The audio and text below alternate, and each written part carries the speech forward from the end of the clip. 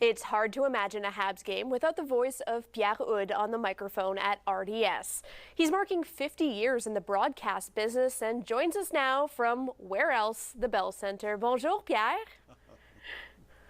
Bonjour, Kelly. Thank you for having me from my booth. This is actually my second home. Yeah, I was going to say you're home away from home. How are you feeling about the milestone? 50 years. Very impressive. Well, thank you so much. First thing is that I still feel very young, and I still feel that I have a lot to cover in the future and a lot to give in the future. As I feel very good, I still feel very passionate about what I do.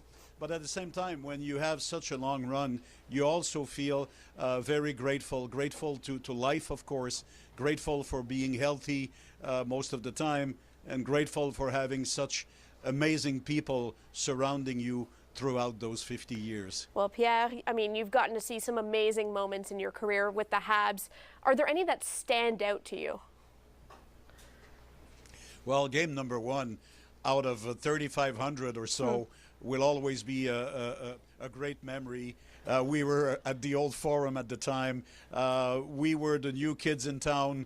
A lot of people didn't give RDS a lot of a future because very few people thought that you could actually survive broadcasting sports in French in our little part of the world. And here we are beginning our 37th year. So game number one was pretty amazing.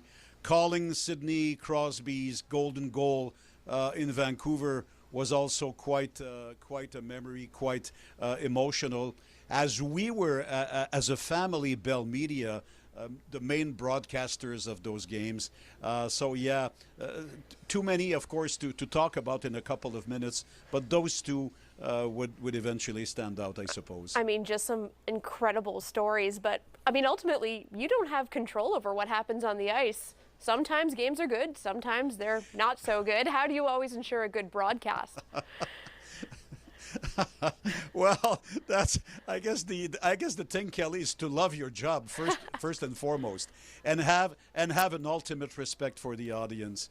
I guess that that would be the only way to have some sort of a Teflon coating and to go by the highs and the lows of a team.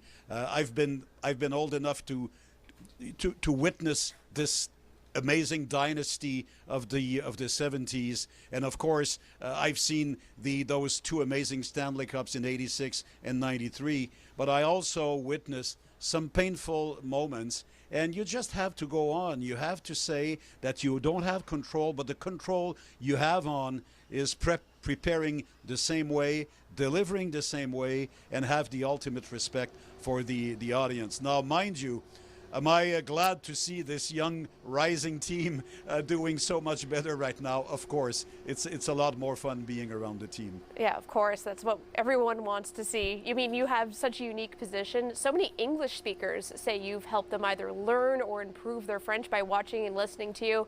How do you feel about the way you've been able to do that for English speakers in Quebec and Canada? It's very, very heartwarming. I had a shooting for a commercial in Toronto last week.